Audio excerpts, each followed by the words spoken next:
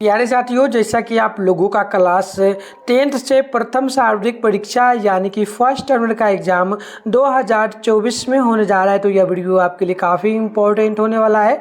क्योंकि प्यारे बच्चों, अभी के इस वीडियो में ना हम लोग क्लास 10th के लिए संस्कृत का जो पेपर है बिल्कुल 100% ओरिजिनल पेपर हम लोग लेकर के आ चुके हैं और आप लोगों को सब्जेक्टिव के साथ में ऑब्जेक्टिव दोनों का आंसर के बताएंगे और यह बिल्कुल 100% आपके एग्जाम में सेम टू सेम देखने को मिलने वाला है। तो चलिए यहाँ पर देख लीजिएगा प्यारे बच्चों, आप लोगों का जो है यह 100 मार्क्स का एग्जाम होगा।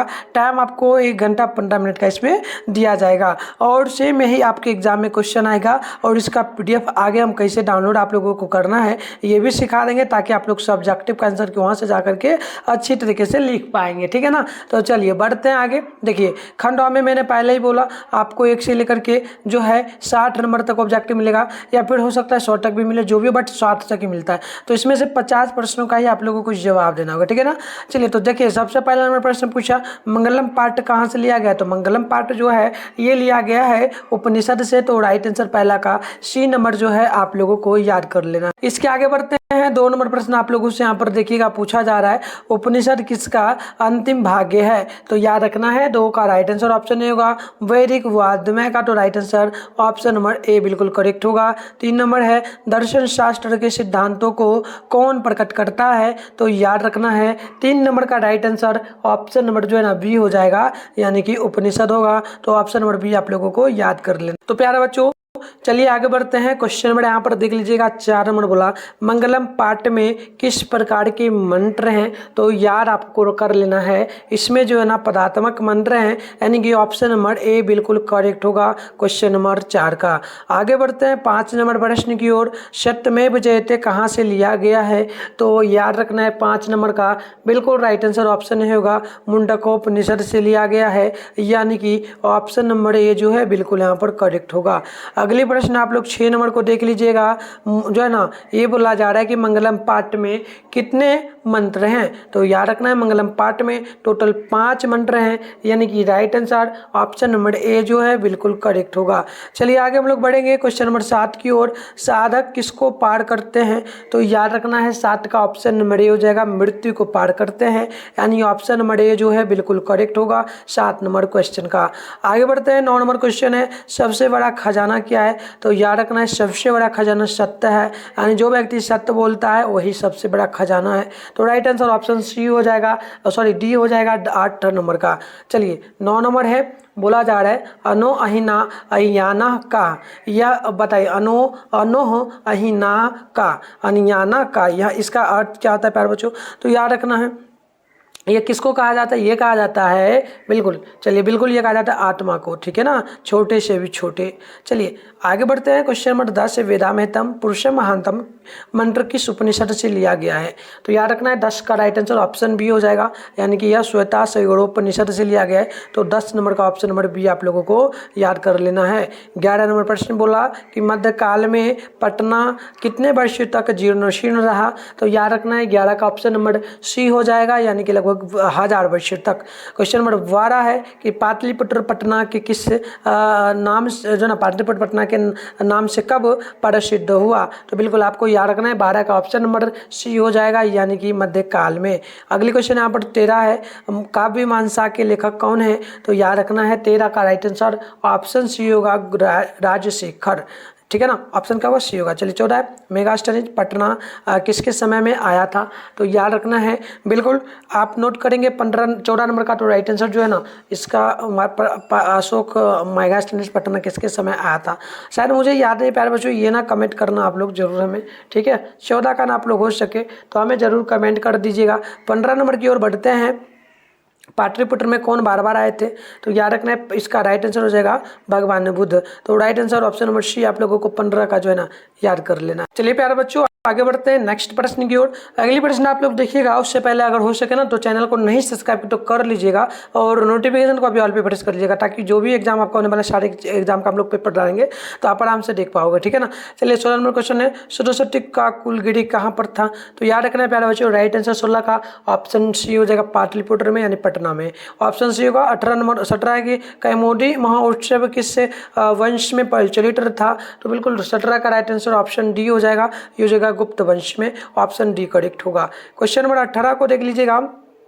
पटना का इतिहास कितना वर्ष पुराना है? तो ये लगभग 2500 वर्ष पुराना है। ऑप्शन नंबर सी आप लोगों को जो है याद कर लेना है। 17 के बाद 18 नंबर है ना, 18 नंबर का क्या बोला जा रहा है? ऑप्शन नंबर बी बोला, अरे नहीं 2500 वर्ष ही है। चलिए 19 नंबर है जो ना महोतिलोकम किसे कहा गया है? महोतिलोकम किसे कहा गया है? तो याद रखना है 19 का सी हो जाएगा, पाटलिपुत्र को कहा गया है। 20 नंबर है गुरु गोविंद सिंह सिख संप्रदाय के कैवे गुरु थे? तो 10वें गुरु थे। ऑप्शन नंबर आप लोगों को जो है डी नंबर नोट करना है 20 नंबर प्रश्न का। 21 है जो ना आलस्य कथा के लेखक कौन थे? तो याद रखना है राइट आंसर बिल्कुल 21 नंबर का जो है ना सी होगा, विद्यापति। क्वेश्चन नंबर 22 है जो है ना आलस्य कथा कहाँ से लिया गया है? तो बिल्कुल याद रखना है 22 नंबर का ऑप्शन ए होगा, पुरुष परीक्षा से लिया गया है। 23 नंबर है कौन आलस्य का बहाना बनाता है? तो याद रखना है 23 का ऑप्शन ए होगा, धूर्त लोग। तो अगली क्वेश्चन यहाँ पर आप लोग देखेंगे तो अगली क्वेश्चन 24 नंबर बोला कि वीरेश्वर कौन थे? तो याद रखना है 24 का ऑप्शन नंबर डी होगा, यानी कि मिथिला का मंत्री था। तो इस प्रकार से हम आपको सारे प्रश्नों का जवाब देते चल रहे हैं और डाउनलोड भी करने के लिए बताएंगे। आप लोग कंटिन्यू बस बने रहिए। 25 है कि नीतिकार आलस्य को क्या मानते थे? तो याद रखना है 25 नंबर का राइट आंसर बी हो जाएगा, यानी कि ये आपका शत्रु होगा। क्वेश्चन नंबर जो है 26 है आलस्य कथा पाठ्य किस प्रकार का कथा है? तो 26 का राइट आंसर ऑप्शन नंबर आप लोगों को वी नोट कर लेना है, यानी कि आपको जो है व्यंग्यात्मक याद करना है। 27 है पुरुष परीक्षा हमें क्या शिक्षा देती है? तो राइट आंसर नोट करना है डी, यानी कि इनमें से सभी प्रकार का शिक्षा देता है। 28 है इस संसार में आरसीओ का रक्षक कौन है? तो याद रखना है बिल्कुल राइट आंसर 28 का डी होगा, यानी कि कारुणिक हो जाएगा। अगली क्वेश्चन 29 है लगता है इस घर में आग लग गई है, यह किस पुरुष ने बोला था? तो बिल्कुल 29 का याद रखना है, ये ऑलमोस्ट चौथा नहीं द्वितीय पुरुष ने बोला था। ठीक है, चलिए आगे बढ़ते हैं। 30 नंबर क्वेश्चन है सबसे बड़ा शत्रु कौन है? तो सबसे बड़ा शत्रु जो है ये आपको याद रखना है आलस्य होगा, यानी ऑप्शन नंबर बी होगा। 31 है आधुनिक काल की संस्कृत कवियत्री कौन है? तो याद रखना है ये हो जाएगा विजयंकरा, यानी ऑप्शन नंबर बी होगा। क्वेश्चन नंबर 32 है जो है ना ऋषि शब्द का जो है ना स्त्रीलिंग रूप क्या होगा? ऋषि का होगा, यानी कि ऑप्शन नंबर ए आपको नोट करना है। चलिए आगे बढ़ते हैं। नेक्स्ट क्वेश्चन है 35 नंबर जो ना मधुरा विजय जो है ना मधुरा विजय और क्या है महाकाव्य मधुरा विजय महाकाव्य की लेखिका कौन है? तो ये प्रॉपर तो मुझे नहीं याद है, बट 35 है ना, तो देखें तो ऑप्शन बी हो जाएगा इसका। ठीक है, यानी कि गंगा देवी, ऑप्शन बी होगा। चलिए अगले प्रश्न है 36 नंबर प्रश्न के चालुक्य वंश के राजा कौन थे? तो याद रखना है 36 का ऑप्शन डी होगा, यानी कि चंद्रादित्य होगा। 37 है महाभारत के अनुसार वेदानुकूल जीवन वर्तनम स्त्री कौन थी? तो बिल्कुल आप नोट करेंगे ना 37 का, तो ऑप्शन हो जाएगा सी मैत्रेयी। चलिए इसके आगे हम लोग बढ़ते हैं प्यारे बच्चों। प्रश्न आप लोग यहाँ पर देखिएगा 38 नंबर बोला कि अर्थवेद में कितनी ऋषिकाएँ थी? ठीक है, तो याद रखिएगा 38 नंबर का राइट आंसर ऑप्शन ए होगा, लगभग 40। अगली क्वेश्चन आप देखेंगे 39 से समाज की गाड़ी किससे चलती है? तो पुरुष और नारी दोनों से, तो नोट करना है ऑप्शन नंबर सी करेक्ट होगा। 40 नंबर है जो है ना संस्कार क्या है प्यारे बच्चों? शंकराचार्य है ना, शंकराचार्य के रचनाकार कौन है? तो 40 का नोट करना है, ऑप्शन होगा पंडित क्षमाराव। ऑप्शन नंबर आप लोगों को नोट क्या करना है? ऑप्शन ए नोट करना है। चलिए आगे हम लोग बढ़ेंगे ना, तो यहाँ पर देखिए 44 है कि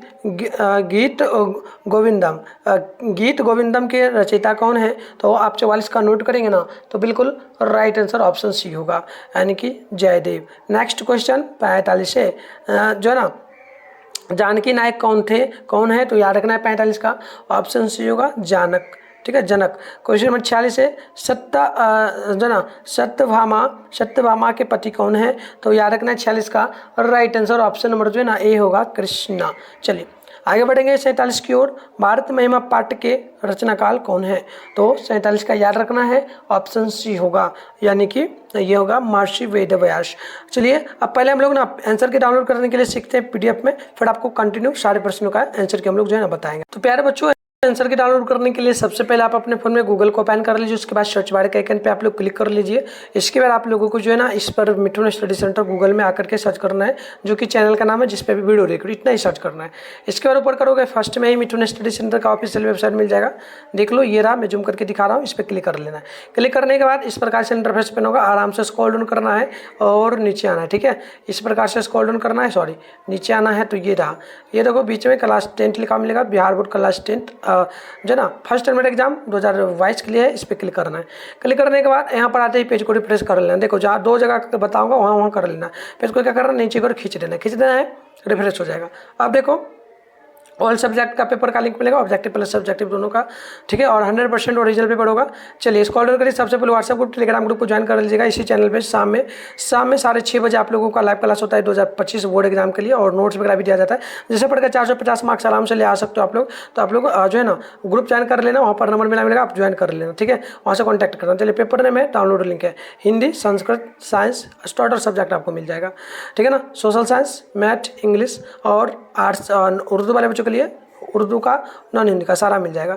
और सारे पेपर का वीडियो हम लगातार डालेंगे, तो चैनल को सब्सक्राइब कर लीजिए। संजय के सामने डाउनलोड लिखा है, इस पर क्लिक करना है, पेज को नीचे की ओर फिर रिफ्रेश करना है। इसके बाद आराम से स्क्रॉल डाउन करना है और इस प्रकार से नीचे आना है। ठीक है ना, देखिए ऑब्जेक्टिव के सारे प्रश्नों का आंसर क्या आपको मिल जाएगा प्रॉपर। अभी मैं 60 प्रश्नों का आंसर की बताऊंगा और 60 प्रश्नों का आंसर की प्रॉपर दे दिया हूँ। इसे 100% होगा तो वो भी अपडेट कर दूंगा। ठीक है ना, तो देखिए यहाँ पर शॉर्ट क्वेश्चन बनाना है, इसके लिए मैं यहाँ पर शॉर्ट क्वेश्चन 2 नंबर वाला आंसर डालूंगा।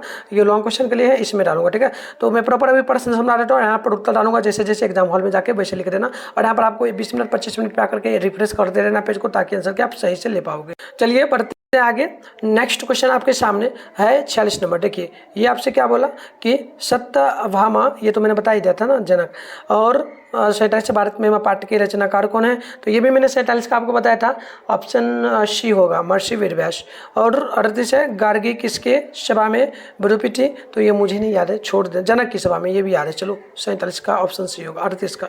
49 है, सर्व शुक्र सर्वशक्ति किसकी उक्ति है? तो 49 का राइट आंसर ऑप्शन नंबर आप लोगों को जो है डी नोट कर लेना है, दान देखिए। क्वेश्चन नंबर है 50 नंबर की स्वर्ग संधि के कितने भेद हैं? तो याद रखना 50 का ऑप्शन नंबर आपका डी सी हो जाएगा, यानी कि ये 5 होगा। इसी प्रकार से सारे प्रश्नों का आंसर बता दूं। 51 नंबर का नोट करोगे, ऑप्शन होगा 52 का नोट करोगे, ऑप्शन बी हो जाएगा। 53 का नोट करोगे तो ऑप्शन नंबर आपका सी बी हो जाएगा। 54 का नोट करोगे, इसका ऑप्शन नंबर ए हो जाएगा। 55 का नोट करोगे तो ऑप्शन ए हो जाएगा। इस प्रकार से सारे प्रश्नों का आंसर की मैं वहाँ भी डाल दूँ, जाकर के आप लिखना चाहो तो लिख लेना। ठीक है, तो ये देखो आंसर की मैं दिखा रहा हूँ। सब्जेक्टिव प्रश्न का आंसर की मैं नेक्स्ट वीडियो में लेकर के आ रहा हूँ। प्यारे बच्चों, आप जो है चैनल को क्या कर लीजिए, सब्सक्राइब कर लीजिए, नोटिफिकेशन को आप प्रेस कर लीजिए। मैं तुरंत वीडियो डाला हूँ, आप जल्दी से तैयार हो। मिलते हैं नेक्स्ट वीडियो में, तब तक के लिए बाय बाय।